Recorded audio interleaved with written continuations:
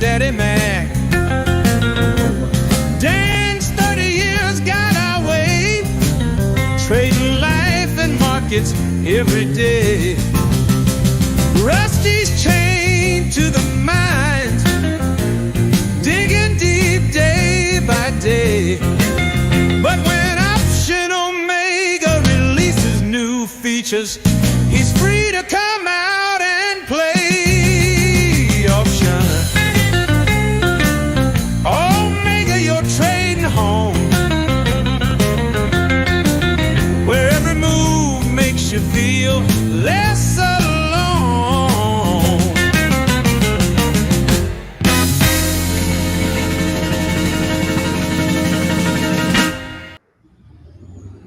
Good morning, everybody.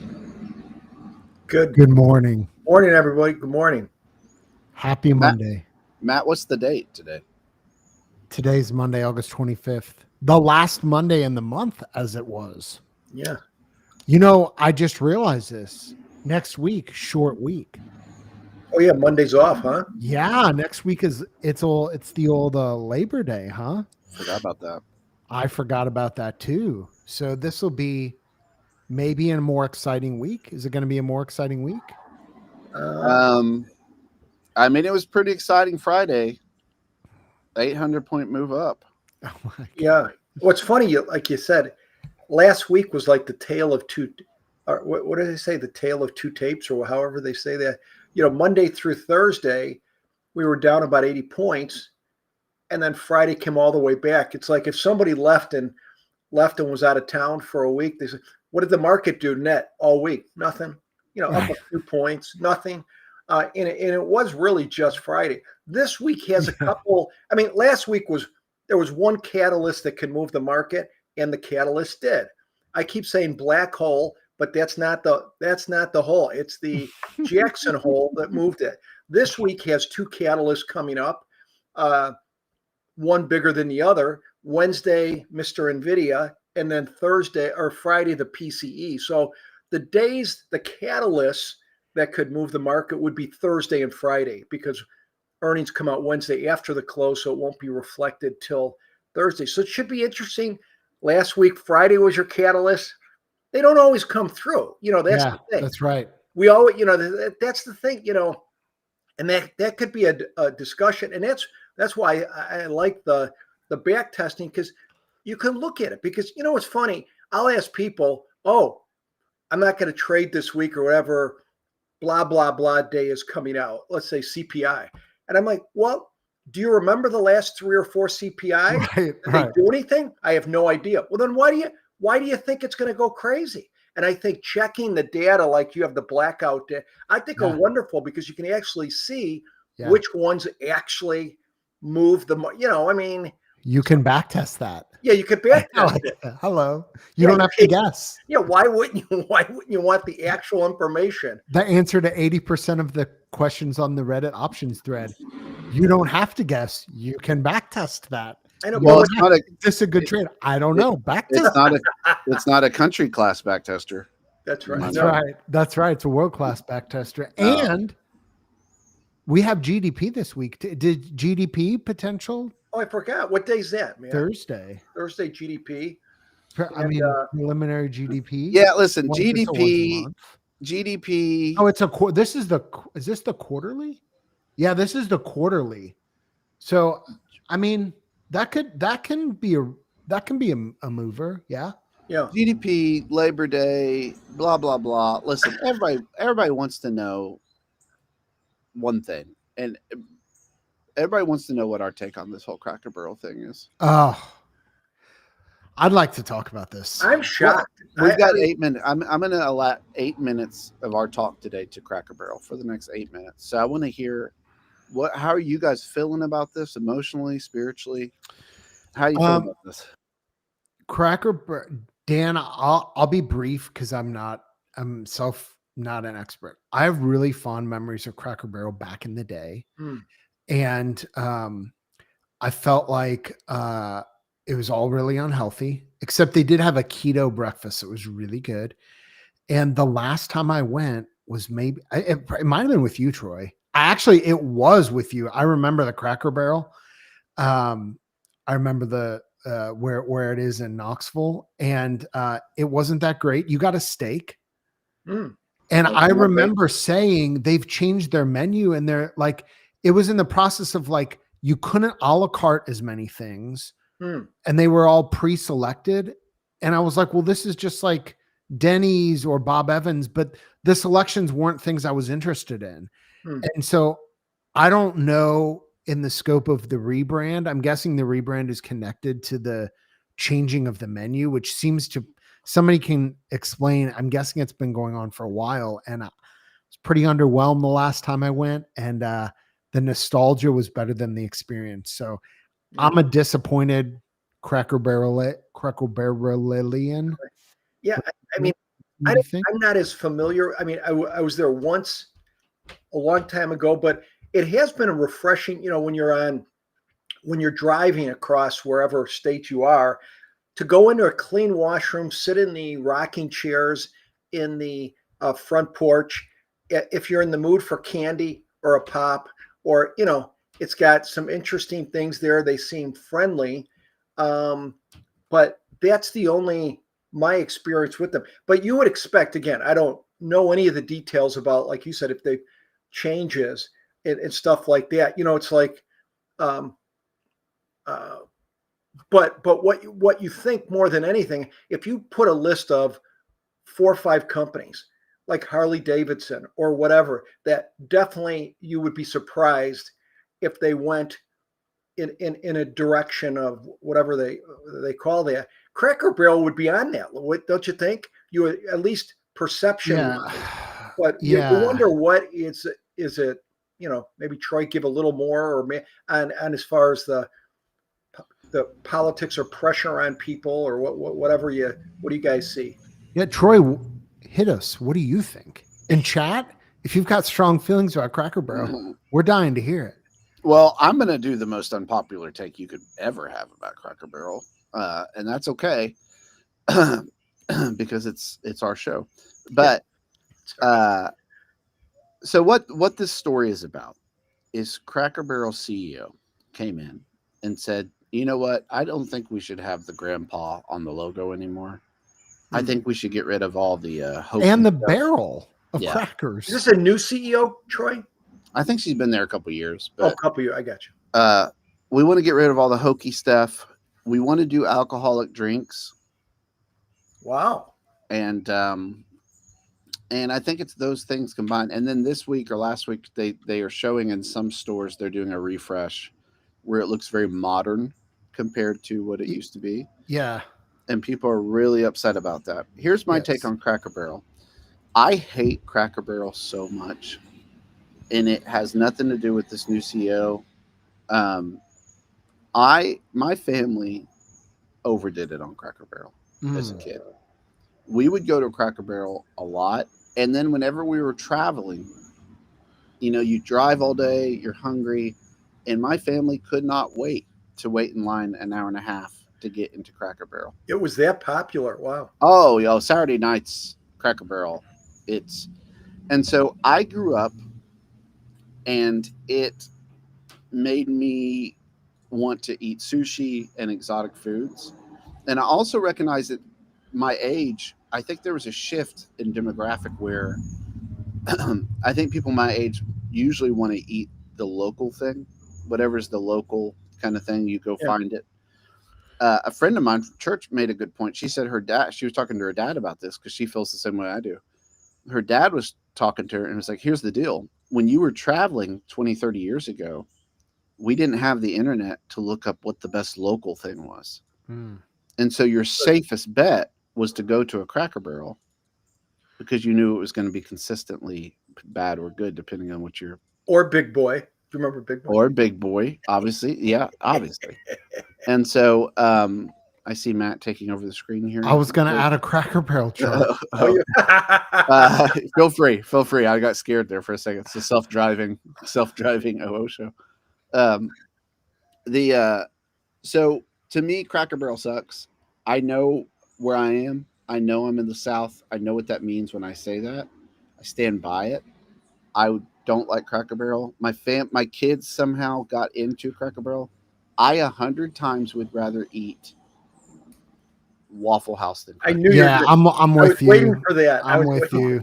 for that. That what I wanted to say is like it sounds like this woman is turning this woman. Sorry, that's all I know about her is this CEO because of the And yet picture. she persists. The CEO, this new CEO is trying to turn Cracker Barrel into just like a really bougie version of itself. And here's the chart. I don't think we've ever done this on the show, trying something new. Here's a Cracker Barrel chart for the last 5 years. And you could see why they would maybe make changes. Could you not? I mean, it's off the lows. And I didn't do anything fancy. Like I don't think this is like dividend adjusted or whatever. Just a chart. It's just a little happy chart. But I mean, quite a bit off its peak in 2021. Well, but here's what people would say. This CEO started in 23. Okay. Oh, she did. So price was probably near 100, maybe. Yeah. Oh, I see. This is why I just read the headlines, and you could tell that it's so charged that people were politicizing. I saw it was like stock is up X% in the last year. Oh, yeah, it is up because it exceeded its COVID bottom in July of last year. I'm just doing a quick glance here. So people are like, oh, it's almost doubled in the past year. Well, I guess so, but that's right. That's right. And Cracker Barrel, look at the chart. In my mind, it's like, look, they do poorer jobs than my grandma did. And so I just don't want to eat where second class of what my grandma cooked. My grandma loved it. And shout out my grandma. I love my grandma. But here's the thing. Waffle House, you can get hash browns. You can get them smothered, covered. A la carte. It's all a la carte. Really? You can get fist fights with your hash browns. They stay open during tornadoes and hurricanes. You can get some smothered captain. And it's 24/7. 24/7. That's right. It's not cheap anymore though. Waffle House is not, but nowhere is. Steak and Shake also not cheap. I'm with you on the Waffle House over Cracker Barrel. It's just they used to have the best country fried steak 15 years ago when I ate those things, and I still dream about them, but I can't eat them anymore. It's tough time. When you talk country fried steak, I get steak, I get the fried part. What's the country part of the fried gravy? steak? Well, yes. Oh, gravy. And in some parts, and Troy, I'm not going to ask the chat because I feel like you're the expert on this. Chicken fried steak and country fried steak are the same thing. It basically is both probably a pretty cheap cut of meat, right? Of steak that's breaded, fried, and then covered in gravy. Well, this is what I figured out, and I'm about to make even more people mad. But we're ready. This is Truth Day. I'm a truther. Going to Germany, what I realized is country fried steak is Schnitzel. Yes. It's Schnitzel with white gravy. Yeah. That's what country fried steak is. Listen, if anybody in the OO sphere, because I've told people we've got everything. There's people that do everything. I mean, everything from writing music for TV shows you watch to working on nukes. We've got it all in OO. If somebody's a food historian and would like to come on the show and talk about Schnitzel, we'd probably be open to send us a DM. Yeah. Oh, for sure. Well, listen, speaking of Schnitzel, we've got a good challenge for you today. Because it's hard to make. Schnitzel is one of those where I've never tried to make it. And I think that Schnitzel is hard because you basically have to beat it to death. I mean, the Schnitzel. Oh, yeah, that's really the one. flat. So you beat it. Okay. Yeah. Yeah. So, but we've got a challenge that you're going to have to beat yourself because this is a challenge. So what we're going to do today and this week is we're going to talk about a strategy that I don't see a lot of people doing. And in fact, a strategy that I've seen people stop testing because they said they can't find a good one. It doesn't perform well. Interesting. And what I give you, and I'm certainly not going to help that this morning, but what I'm going to give you is the double diagonal. The old DD. I mean, I would look at that and say, not great, Bob. Well, there's some things I will say. I will say in the way I did this, just because you have to start somewhere, is I basically took our 923 we ended with Friday, and I moved the longs, and I took away everything that made the test good, to where it's just putting the trade on now. In the process of doing that, I did see some good ones. So maybe that's giving some stuff away. But as I stripped away some things that made the DC good, it also made this good as well. So you can look at that. But Matt, what is a double diagonal? And then we're going to get to the expert who I learned double diagonals from. There it is. Well, a double diagonal is a trade structure that, as Dan says, is all built around the concept of a short strangle. And if you're interested more in this concept of the doubles, we have a YouTube video series. The first video is out on the doubles. It's a double calendar, but we have a double diagonal video coming soon. And you can have diagonals in two varieties. You can have them as a long and a short. Or you could, I suppose, have a hybrid that is a long short diagonal. And what this one is this is what people would call like a more traditional, the old DD, as it were. And so there is a short strangle, and then there's also a long strangle. And they are calendarized, meaning they're different times, and they're diagonalized, meaning there are different strikes as well. So in this one, the trade log is a great example. So you're selling a 28 or 29 delta, around a 30 delta, and then you're buying 10 points away. And in this example, the 10 points that you're buying are farther out. So this will be more sensitive to delta, more sensitive to movement than a calendar, which has the same strikes, depending on what time it is. But yeah, and this is a pretty ugly backtest, Troy. Good job. Good job. Crushed it. It's Monday, guys. That's the goal. If you haven't figured out Monday, it should look like this. By Friday, it won't. That's right. So, Dan, you've taught double diagonals for a long time. And what are some of the things? I guess the first question, I think people who have traded DCs who are in the option making community who don't trust double diagonals, why not just trade a double calendar? What are you getting by moving those longs out or in or whatever you do? That's a good point. I'm going to, when I think, if I can start out, when I think of the double calendar, I think of like, in the world of boxing, they'll say, 133 pound fight, but this guy pound for pound is the best boxer in the world, right? The most efficient. I look at the double calendar in terms of its cost and everything else. It's the most efficient of the double strategies, in my opinion.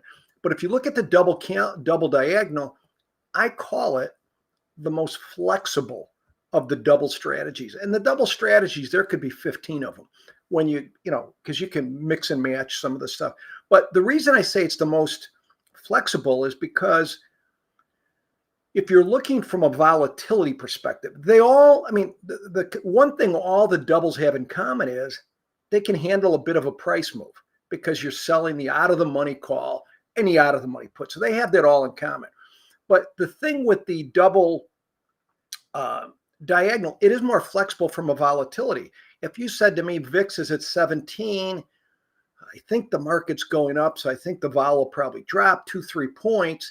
The double diagonal will break your heart the least, right? Because it has less volatility risk per dollar. Now I'm looking at, something like 9 days out, 15 days out right now. I'm starting to move closer in because of you guys and in the Discord community. But from a volatility point of view, they're a little more flexible because they have less volatility risk per dollar. Now, I'll say this. When you do this comparison, like tail of the tape, Troy, tail of the tape between the double diagonal, double calendar, double diagonal is going to be more expensive and your double calendar less expensive. And that's because of the structure of where you buy your longs, right? Your longs and a double diagonal are further out of the money. That's why you call it a diagonal, different expirations, different strikes. but you're buying less extrinsic value. So you have less, you're buying less extrinsic value. So that part of an option that decays less, right? So you don't have as much volatility decay as you would on a double calendar. You're buying less extrinsic value. The other thing is double calendar, if you have a big move, has a little bit short gamma. So if you had, if you told me, hey, we put on some double calendars, double diagonals Friday, we're going to have a big move down today, I wish I was in the DC, right? But if you told me, you know, hey, market's going to move up a little bit, vol's going to come out, I wish I was in the double diagonal. The other thing is you have less volatility risk with the double diagonal than you do the double calendar. Again, because you're buying less extreme. And the other thing is you can go wider on these double diagonals. You can take your volatility risk almost to zero if you go wide enough with them. And if you want to come, but they are more expensive. My guesstimate is you're probably paying, Troy and Matt, maybe 25 to 30% minimum more money. So again, pound for pound fighter. Like, I don't know who you'd say is the best pound for pound fighter out there, but I think pound for pound strategy, DCs are going to be up there, right? Could be, you know, 1, 2 type thing because you're buying at that strike. So they're cheaper. They're cheaper than the double long diagonals, cheaper than any double that you can put together. So I don't know if that. No, I think that's exactly right. And again, I think it's the last thing I'll say, if it's okay. The last thing is just, again, this is a 28, 29 delta. People can play with the deltas, right? If you want to go less delta, I want to sell a 20 deltas in the calls and puts, you'll give up the middle, you'll get more room to the wings. If you want a higher delta, 28, 30, 35, you're going to get more theta. Theoretically, you could get out of the trade quicker, but then you don't have as much room. You know, the environment we're in today, you know, Friday we closed at some of the lower volatility levels since, you know. Lowest of the year, I think. Yes, I since think Cleopatra came to Chicago and bought out Portillo's, right? Which is a very distressing thing. So because of that low volatility, if you said to me, which one would I have? I'd go for the vol, right? I mean, double diagonals are fine if you're looking for quiet. And again, there's a lot of overlapping. It's not like they're both in the same camp. They're both first cousins. They're both going to do well together. But if you said from a volatility point of view now, there's no way I'm abandoning a DC at a 14 volatility or a, but again, I mean, there's, let's just say one last thing. There is a little bit of difference, you know, if you're looking at a 2-day DC, right, versus a 12-day DC, a little bit of differences. But I like, you know, if you're going to go down with the boat, I'll go down at a 14. Wouldn't you say, Troy? And I mean, that's a low volatility. I mean, yes, we could go to 13, we can go to 12, but yeah, I mean, these are not the volatilities if someone's been struggling with the DC. Right. There's no way I'm deserting my friend at a 14, right? Yeah, right. It ain't happening. You know? Yeah, I think that's. I mean, exactly you could come up with a little higher. You know, hey, if you don't like the way the middle looks, you could sell a little bit higher delta in the call or put. But you know, anyways, we have some interesting comments from the chat. People are already trying to fix this back test, which we love. They're quick.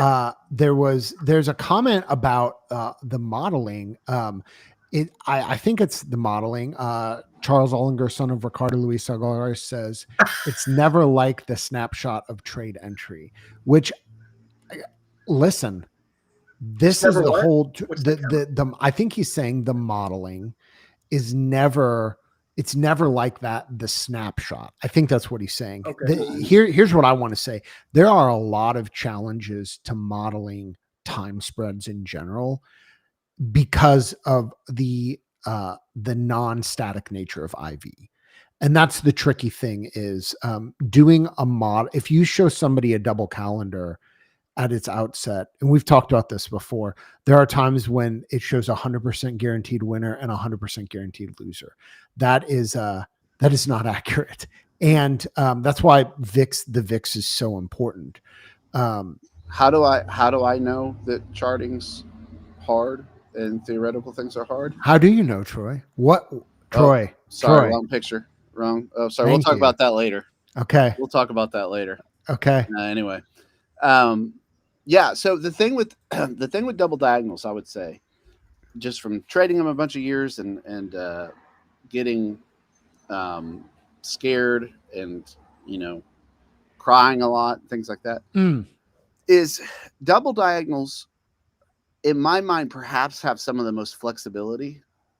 Like there's so much flexibility because you were really targeting the Greeks at this point. Once you get into a double diagonal, you're not just playing the theta game. You're not just playing occurrences. You're not just doing any of that. You were really targeting, in a way, vol. And so I think one of the things you can do, and one of the things that modeling is useful for, is it gives you an idea of looking at, maybe you have, we've talked about, hedging DCs with DCs. I actually think maybe if you were telling me like, hey, perfect, make the perfect like portfolio of trades, I would almost actually use the double diagonal as my condor, my theta trade, and I'd make it wide. That's just my thing. I'd make it wide, but I would hedge it with some really low delta DCs.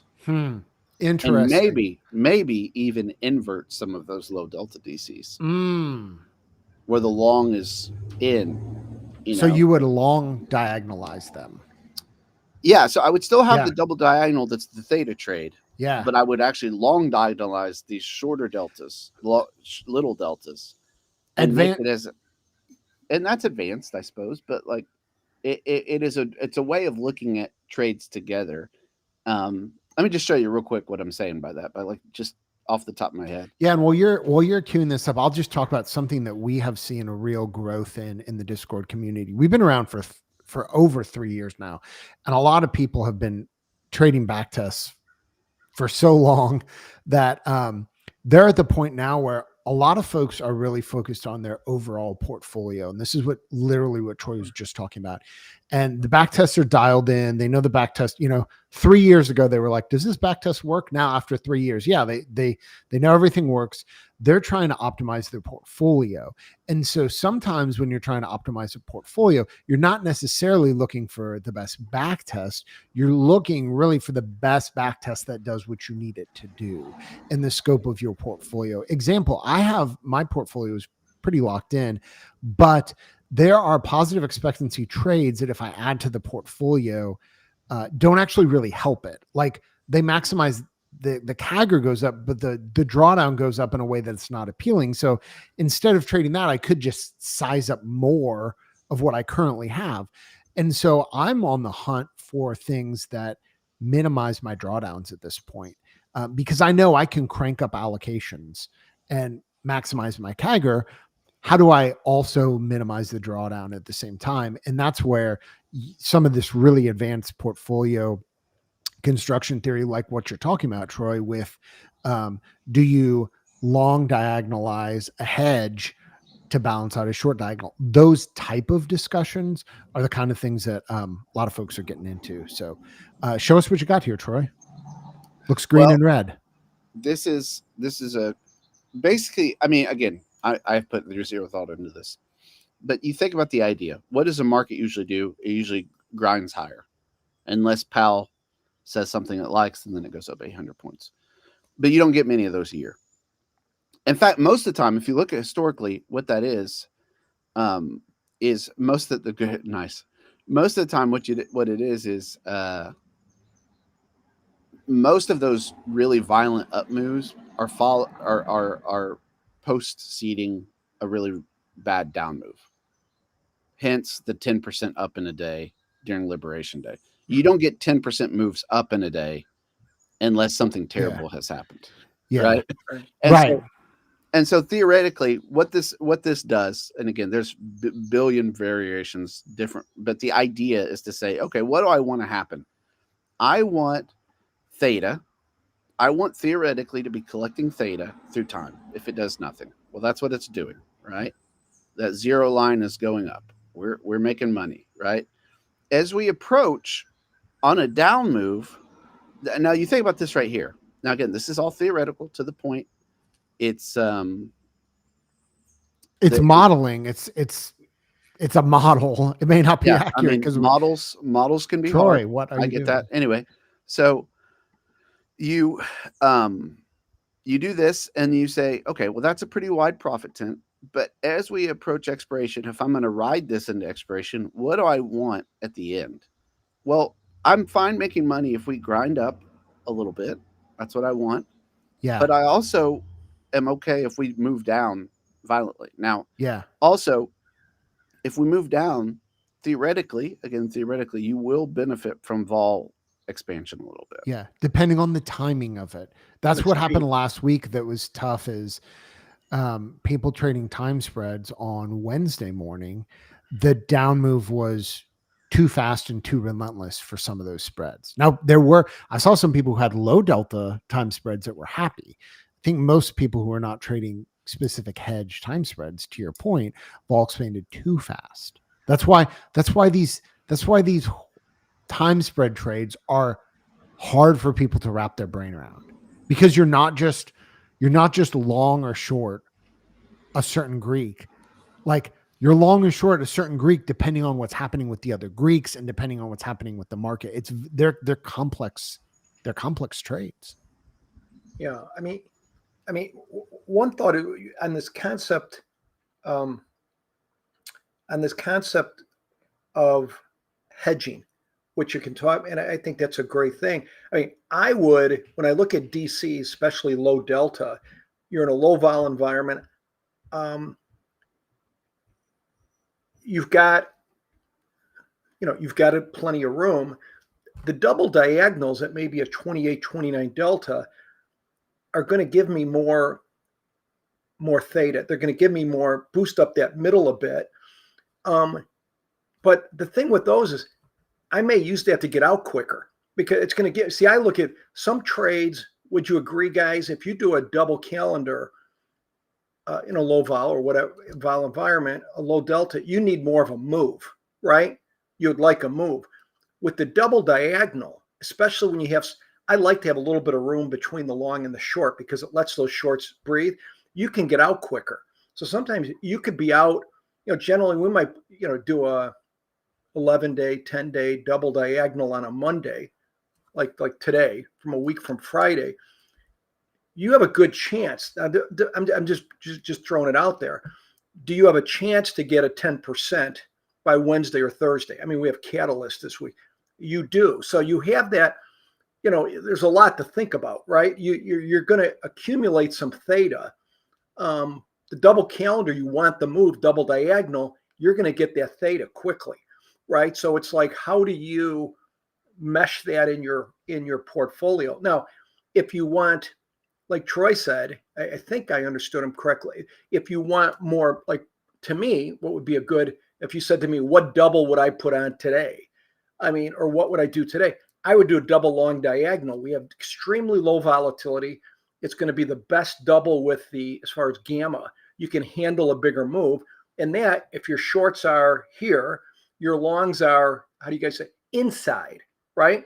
I'm buying more extrinsic value purposely. That's right. But that way, yes, you have more volatility risk, but who cares at a 14 volatility? But you can handle a move better than the other ones. Now, you have more volatility risk. It costs more than a double calendar, but it's more of a tank, right? Because your longs are inside. Is that what you were meaning a little bit, Troy, on that inside? Or is that what you were thinking, like on the... Yeah, that's right. Yeah, I think in a low vol environment like today, I would definitely consider, especially if you thought you could, if you were going to put a double type structure today, and you said to me, which one? I mean, obviously double calendars are fine with the low vol, but a double long diagonal where your longs are inside your shorts is going to give you more of a tank performance. If suddenly we have a 60, 70 point move or something like that. Yeah, I agree completely. Well, listen, you guys have the challenge. We'll see what we can do with this baby by the end of the week. A couple caveats. Remember, I don't care about the deltas on this, and I don't care about the days on this. We're not making a 923 work. We're just trying to make a double diagonal work this week. So you change that test, whatever you need it to be. It can look completely different. It's fine with me. Oh my goodness. What if somebody does a 1-2? That's still okay? I mean, I'm just asking. No, keep it ones. Keep it ones for everybody. Just to do a standard. But do a No, I standard. mean 1-2 like DTE. If you said I don't care about days. Oh no, What that if they- 1-2 DT is fine. Yeah, if Okay. you can, particularly if you can make a 1-2 DT work, Yeah. that's great. Yeah. Extra points if you do that. So anyway, guys, have a great trading day. We'll be back tomorrow to continue talking double dash.